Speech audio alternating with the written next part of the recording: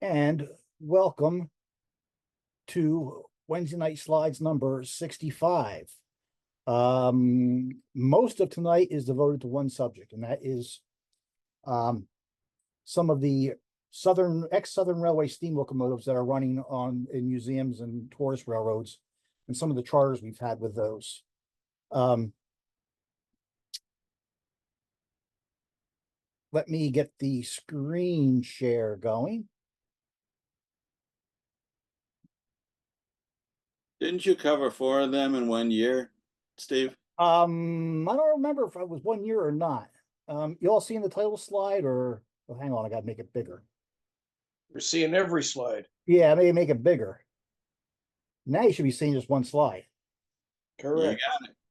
All right. And as usual, if you have any comments or questions, feel free to jump in. Just unmute yourself, ask your question, then remute yourself in case the dogs bark, the spouse comes in and throws something at you, stuff like that. Before we get into the Southern steam stuff, though, we're going to start off with some current stuff.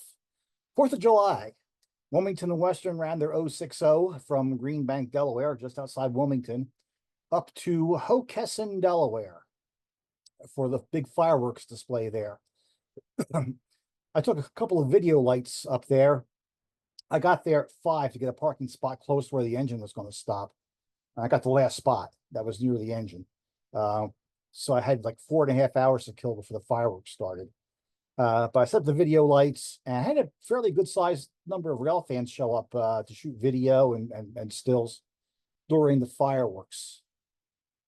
A couple of different angles there. The caboose you see in the background is privately owned and sits adjacent to the Wilmington and Western's right of way. I did discover, though, that the further back I got, the more I liked it, even though I got some of the folks in there. Just below the right edge of the caboose, down in the light there, you see a little bit of the rail fan photo line that was set up. And then a lot of the regular customers there in their sports chairs. It attracts a huge crowd. When the fireworks end, they started at about 9:20. They finished at about 9:40, 9:45. I just stayed there. I had my sports chair. I just stayed there at about 10:45 because there's no way getting out with that traffic any kind of expedient manner. So but it's quite the display. It's one of the biggest displays in the area.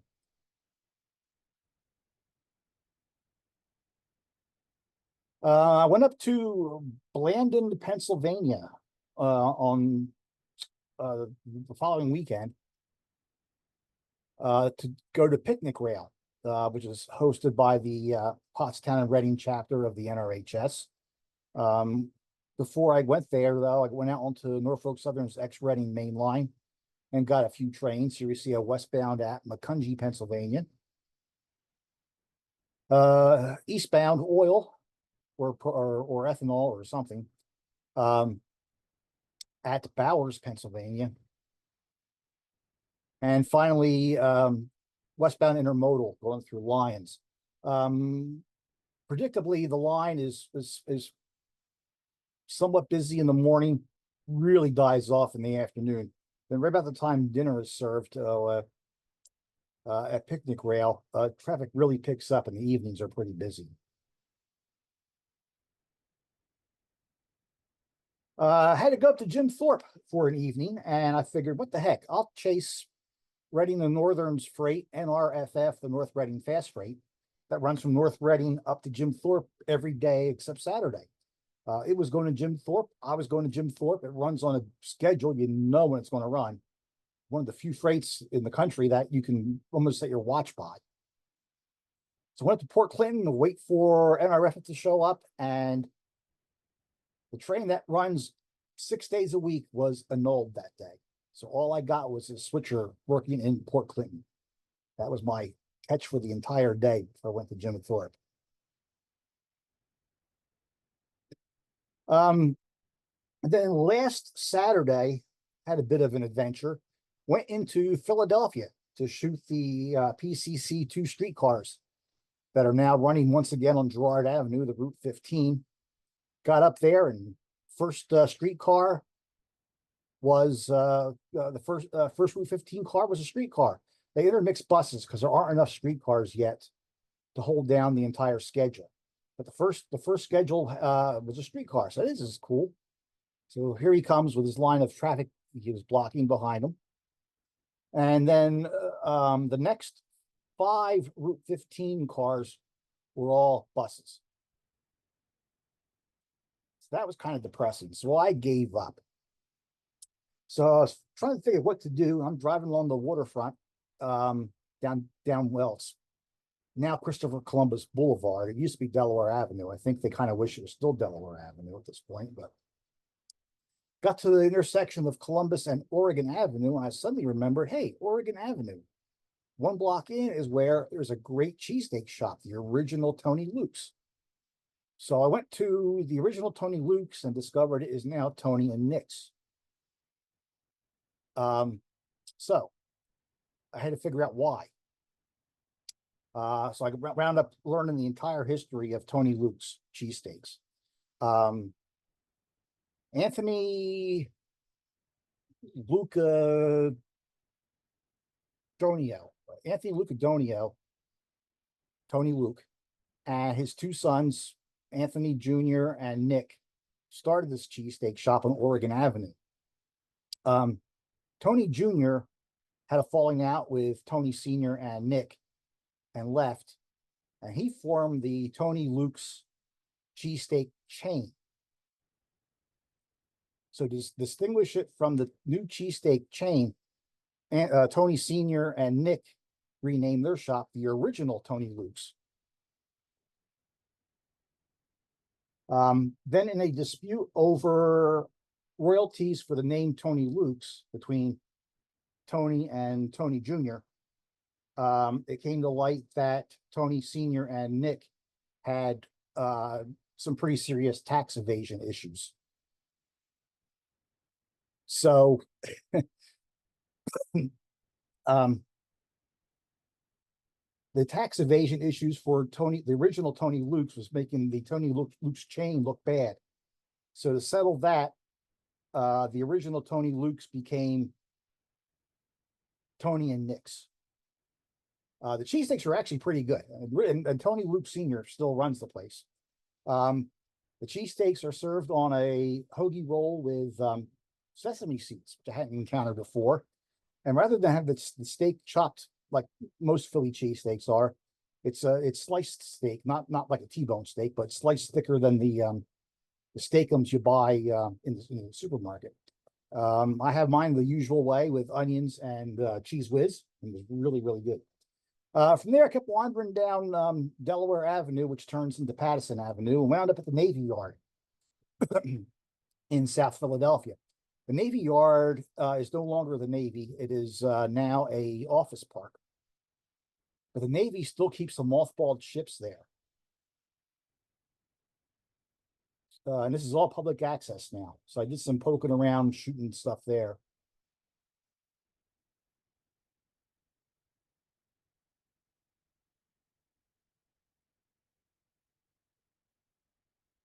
Just some cool things that caught my eye.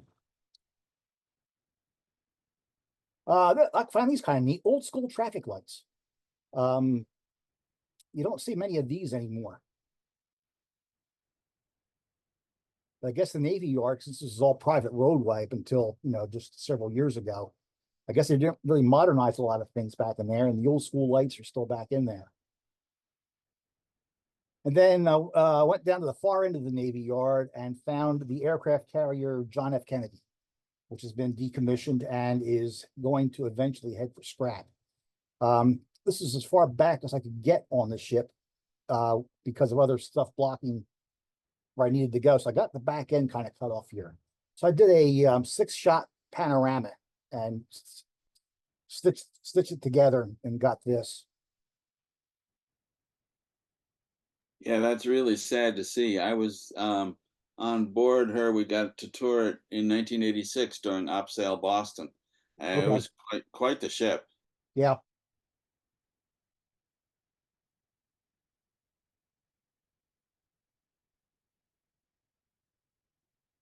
So I don't know when it's leaving, but it is it's on its way out, Saturday.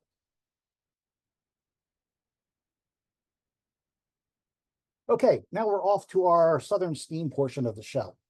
We're going to start off down in Knoxville, Tennessee, with the Three Rivers Rambler, a tourist railway that operates from pretty much in the shadow of Neyland Stadium in downtown Knoxville, out across the Holston River. The Holston River, east of Knoxville, merges with the, help me out here, Kevin, the French Broad, and I believe there's something else. French Broad and the Holston combined to form the Tennessee. Okay, there you go. Yeah. So this was before sunrise, actually. Got T.J. Gaffney there from the Steam Railroading Institute in Owasso, Michigan. He was down to help out. Now, the night before this, Pete Laro had a night photo session in Roanoke, Virginia, and a handful of us had tickets for both.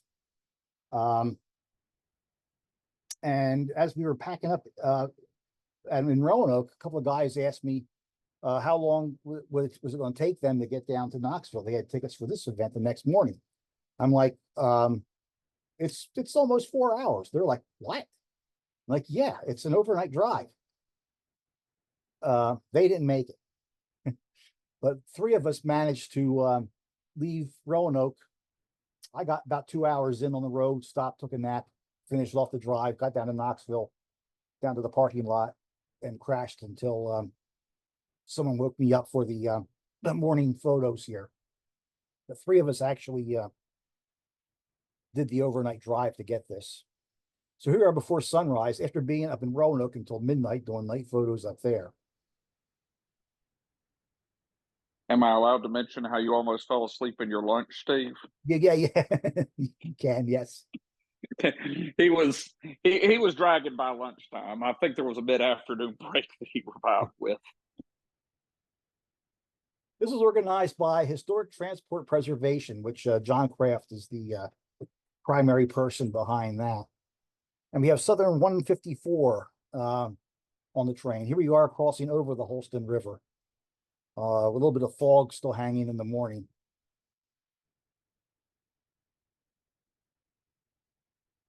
Yeah, that one was kind of fun, although it got real hot in the afternoon.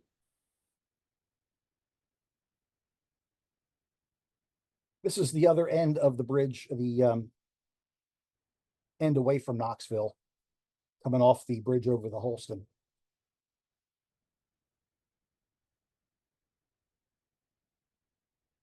Nice trim little engine.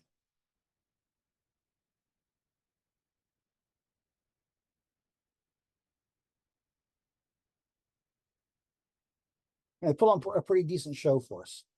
This is my first time down there. And I'll notice the 154, the front number plate is rectangular. That's going to come into play on a later chart.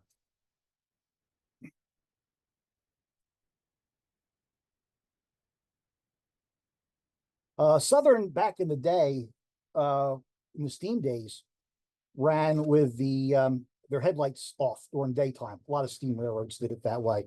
So we did a few run-bys without a headlight.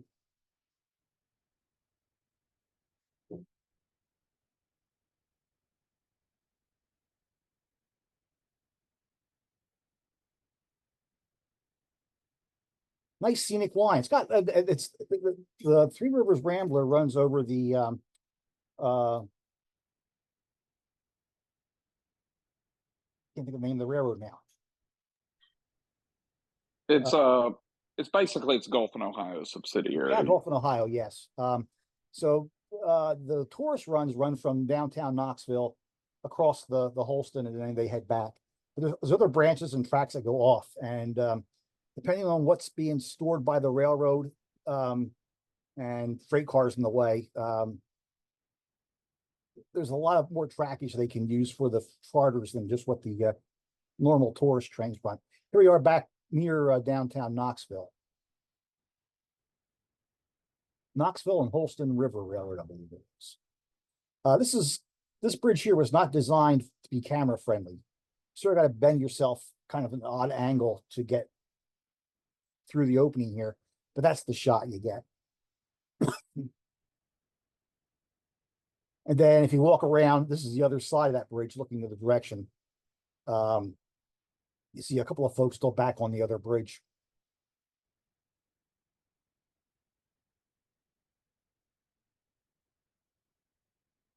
This is on trackage that the tourist railroad usually doesn't cover.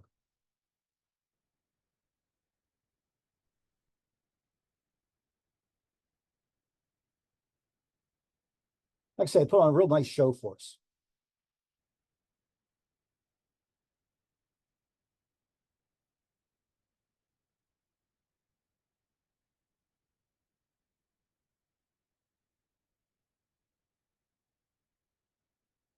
Here's one place I think we improvised. We were thinking about going down the line to the left, but you can see there's a freight car parked there, so we wound up going a different direction. Yeah, if I remember correctly, they were supposed to turn the train, and then they couldn't That's right. turn it, so everything went sideways at that point. Yes, this is a Y. They're going to turn the train on the Y, and then there's the freight cars blocking it. That's correct.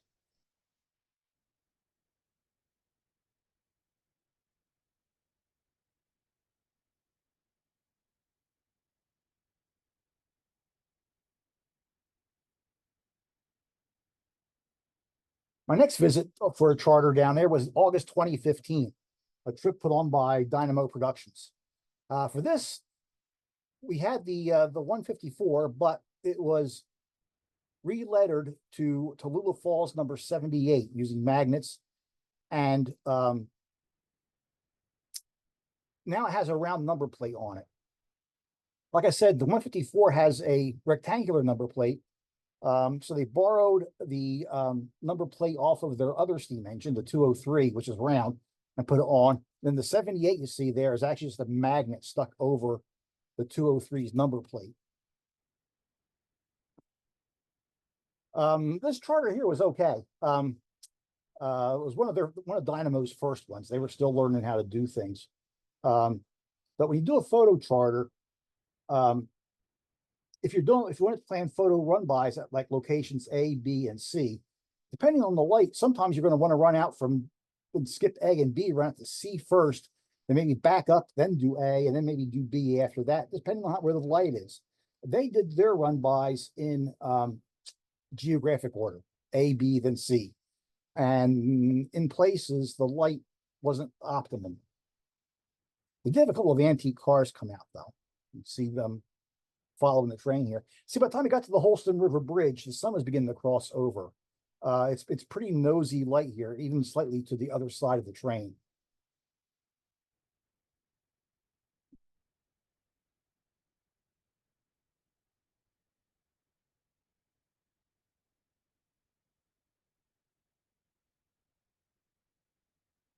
Here you see the re-lettering, the 78 on the tender, Tallulah Falls under the cab. The round number plate on the front.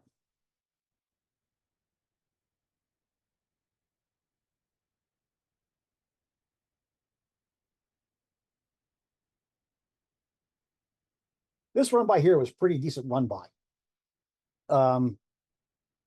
Nice location, good light, really showed the train well. Problem was, just after this run by, the magnet that said 78 on the front flew off, and no one knew where it got to. Couldn't find it. So now we had an engine that said 203 on the front and 78 on the sides. So what to do? Well, they sent somebody back to downtown Knoxville to retrieve the 154's rectangular number plate. While they were doing that, they took off the magnets on the tender and under the cab, and we wound up doing the rest of the trip as the 154 once again.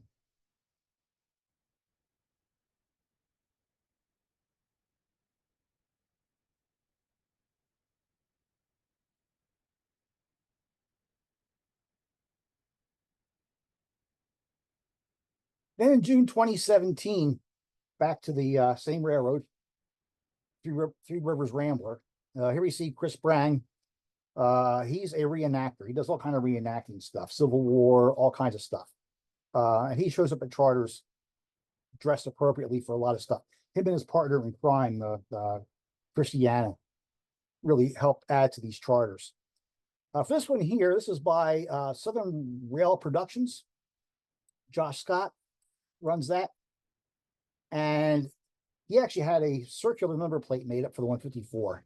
The locomotive was set in the scheme at war when it was assigned to the Asheville engine terminal on the Southern.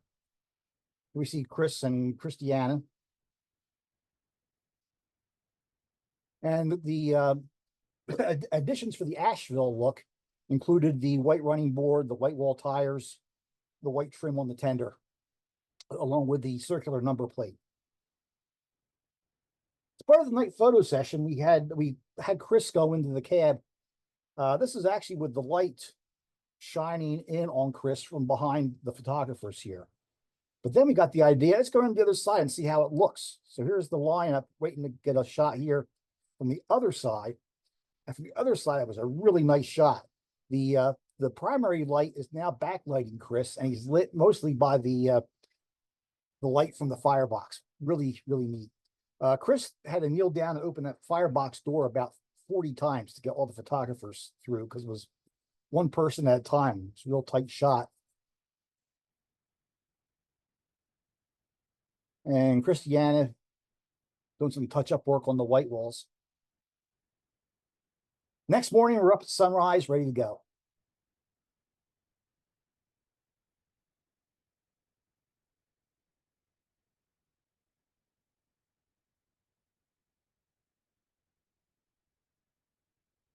And the first thing they did was race out to the Holston River Bridge, because the light is really good there first thing in the morning. The importance of doing stuff in light order and not in geographic order.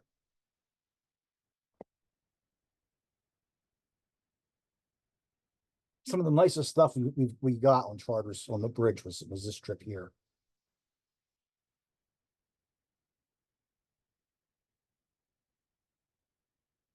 I see you got the angry osprey flying above. Yes. This shot here is from somebody's porch. They arranged for us to borrow their deck for a photo angle. Not everybody could fit at one time on the deck, so I stepped back for one of the run-bys and shot the photo line shooting the train.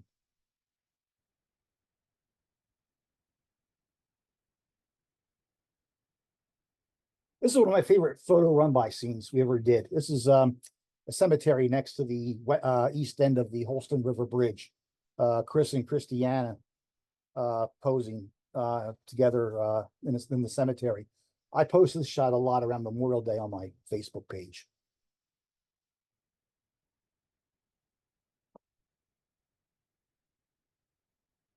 So here's Christiana waving to the train as it goes by. This was set up mostly for video people, but you'll see my still photography here. This is all one big continuous scene for video. So Christiana is waving to the train, and Chris jumps off the back as he's coming home from the war and gives her a great big hug.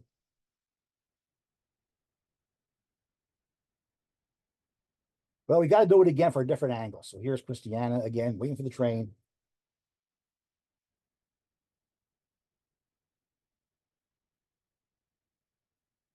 So I think Chris and Christiana had more fun than we did on this run by.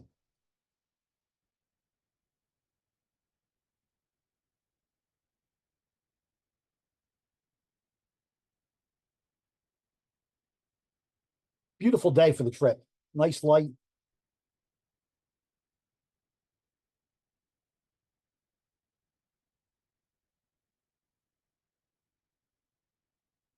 There's Chris again. He's out of his military stuff and now wearing his farm outfit.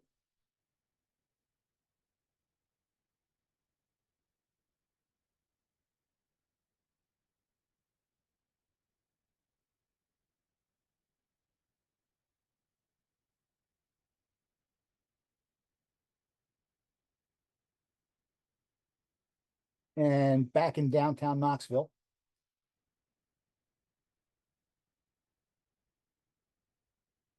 And back to the bridge. kind of weird. The old steam engine with the modern University of Tennessee and Knoxville skyline behind it.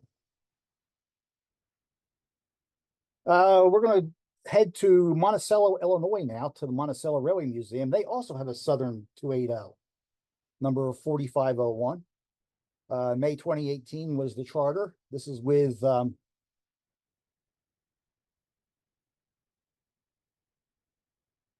it's Josh Scott again, I think, though, Southern Rail Productions. Yeah, at 401. Yep. Stair Tower is actually new construction.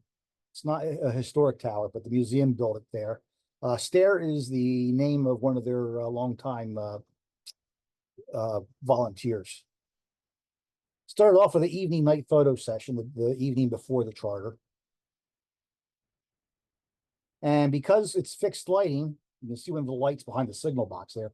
Because it's fixed lighting, I flew my drone and did a slightly elevated view.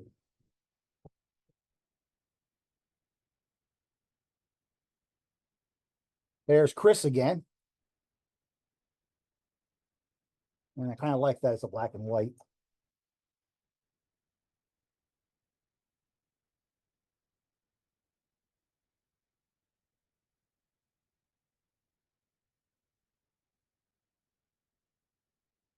And a few different angles for the night photo session.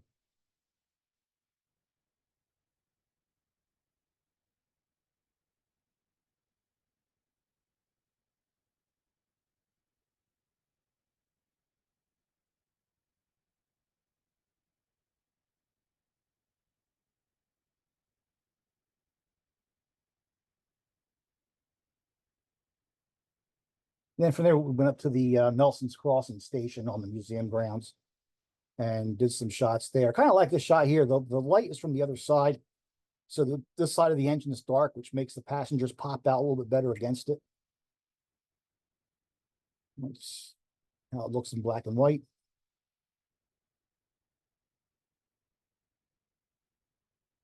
This is from the side that was lit.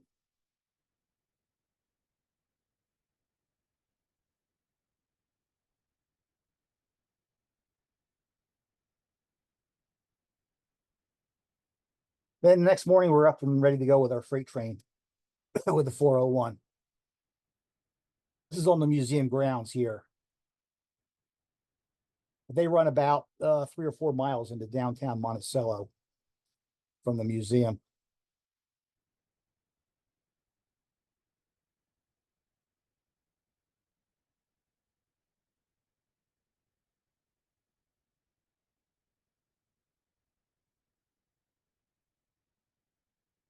Antique cars again. There's Chris on the right, pitching a ride. And same scene in black and white.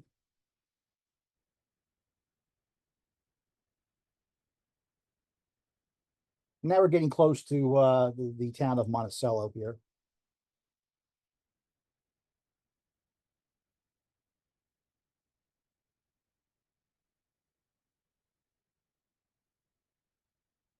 We had a modern sign just to the left of the locomotive in the scene here. So we dispatched Chris to go lean against it and kind of block it off.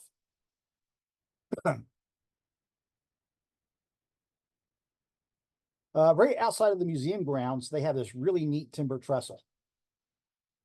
We went in there for a few shots.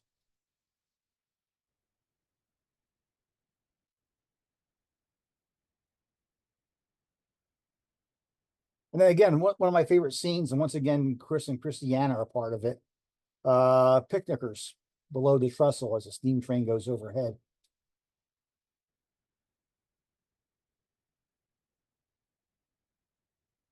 And then the Illinois Central Depot in Monticello still stands. And then museum runs that far.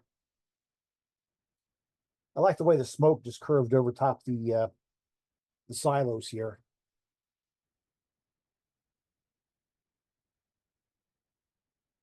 And that's Norfolk Southern's ex-Wabash line going overhead.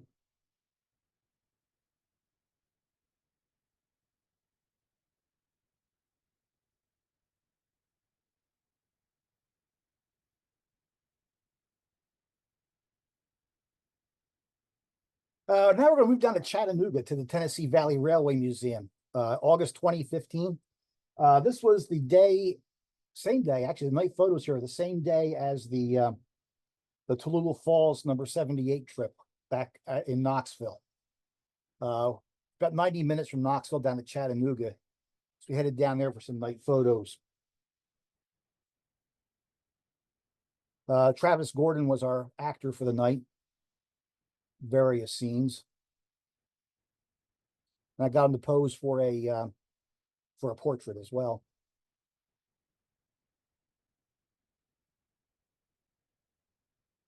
Next morning, we started off with Southern 282 number 4501, which got famous for running a lot of the early Southern Railway steam excursions back in the 1960s, 1970s.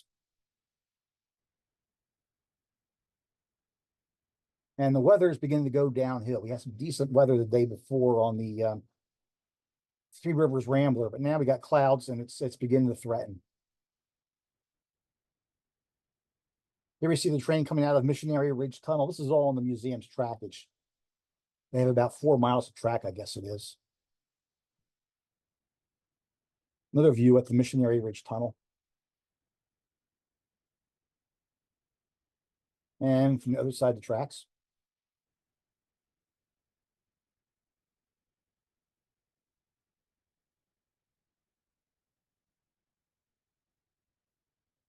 Now it's beginning to rain. This is actually just below with the museum grounds. Nice high bridge. And now it's raining. It's beginning to pour. Pour, pour, pour. It is just coming down. I've been on 2 charters where it rained all day and rained fairly hard. This trip here didn't rain all day, but when it rained, it was the hardest rain I've ever been in on a charter. It just poured. This is from the museum station from the 2nd floor. And we did this hooping up order sequence. You can see the photo line tucked in underneath the station eaves there, trying to stay dry-ish. The guy hooping up the orders was a real trooper because it is just pouring buckets. And he was out there for 2 or 3 run-bys.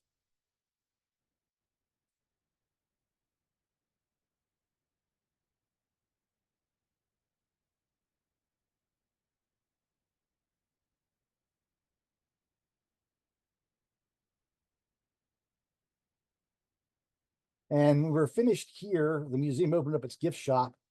Everybody went inside and bought a dry shirt for the afternoon. You can see it's still pouring. It's just pour, pour, pour. It's just an incredible amount of rain.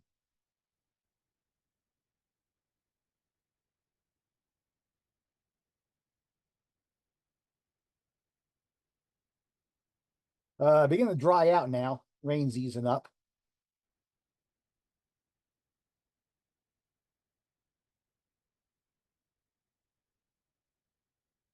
Back to the tunnel for a few shots.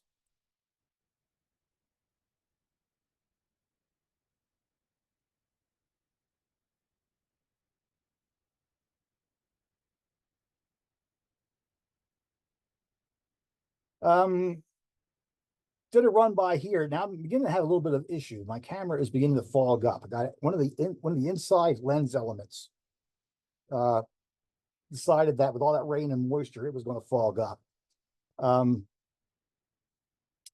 we're doing this run by here, the owner of the house just out of the scene to the right, she came out and I asked her if she minded if we used her front lawn for the run by, and she said yes. Now here's a shot that I didn't process.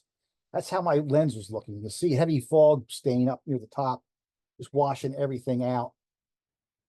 This is the next frame, which I worked on in Photoshop, and I tried to get things as normal as possible. The lady was nice enough to let us use her front yard for the run by. I really didn't want to push it and ask her if I could take her ADT sign out of the ground. So that kind of stayed.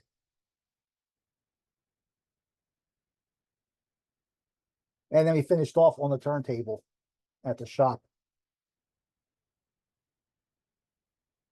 And then March 2018, back at the at TVRM in Chattanooga, Pete Laro did a charter featuring 280 number 630, our third Southern 280, and the 4501 once again. So the first day of the 2-day charter was spent on the grounds and the railroad line of the museum. Variety of double headers. There's that big bridge again.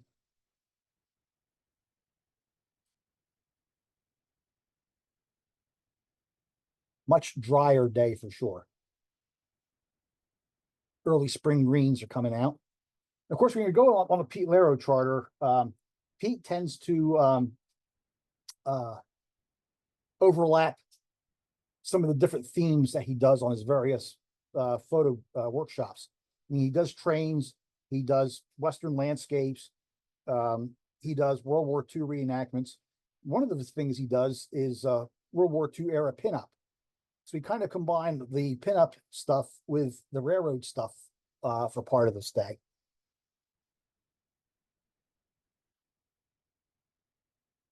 Rosie the Riveter kind of stuff. So back at the tunnel with a double header now, 4501 in the lead. Different angle from the bridge. And the Grand Junction Station, the museum's headquarters. That night, we did a night photo session out on the bridge.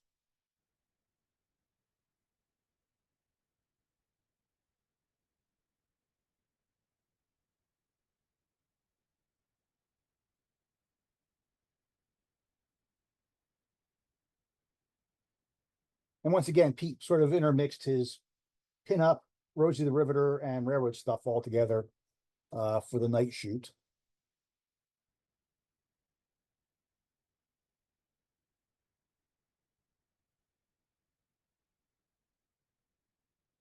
These are actually two railroaders, Stephen McIntyre and Mike Hoon, but they were down there helping out during the charter.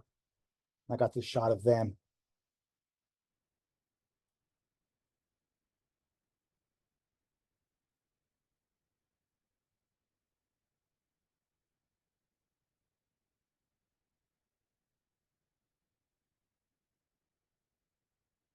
Next morning, we went on out onto the main line.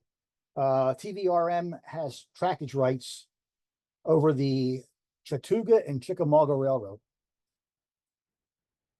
from Chattanooga down to Somerville, Georgia. And it's a nice main line running. So we got our double header out into the main line. This is at Rossville, Georgia. Nice industrial backdrop there. Real nice location that Pete found on this kudzu covered hill.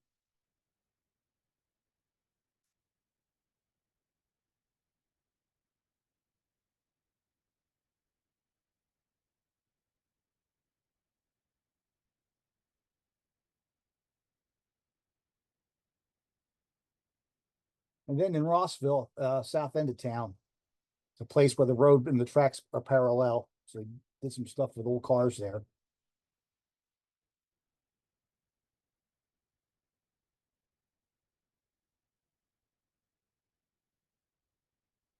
And then the famous shot at Rock Spring, Georgia. Rock Spring, Georgia has this abandoned general store, house, whatever it is, which nobody notices until a steam train goes by. Then it's like the most popular photo spot in all of Georgia. Pete made the mistake of having a car pose in the scene here. And he got the photo line strung out on both sides of the track. And there's, no matter where you put the car, half the photo line didn't like where it was. So Pete, move the car back 3 feet. Pete, move the car forward 3 feet. Pete, no, you can't. So this is at Rock Spring, just telephoto lens of the train coming up. So here we see one shot. I got the car behind the crossbuck there. Wasn't quite where I wanted it. Then I found the secret. You follow Pete around because Pete's going to put the car wherever it's good for his shot. So following Pete around, I was able to get the primo spot for the next run by.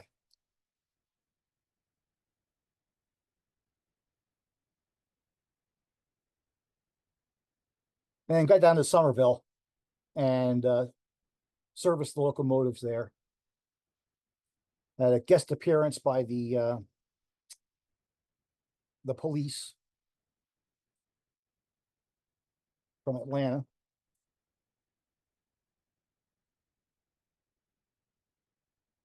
We made an arrest while we were there.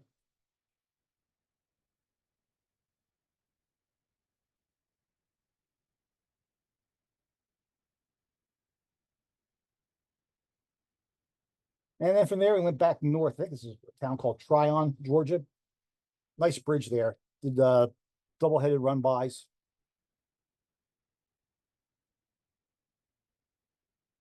And then we broke the 630 away and did just the 4501.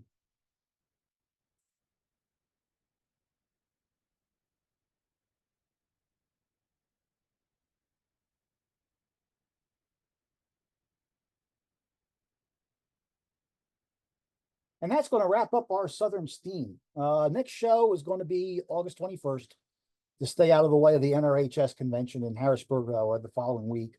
It'll be like a kind of like a end of summer show. I'll be covering, I'm going down to Wildwood for Neon and stuff like that tomorrow night. So I have some Wildwood stuff there from the Jersey Shore. I'm going to Summer Rail next week for the big slideshow in Marion, Ohio. And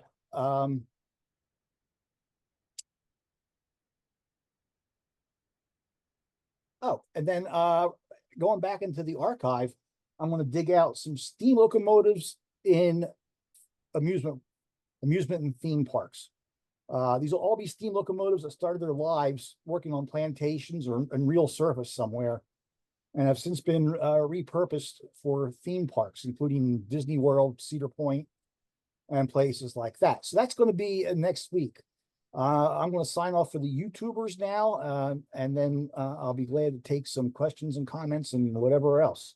Stand by for a second, folks, while I find the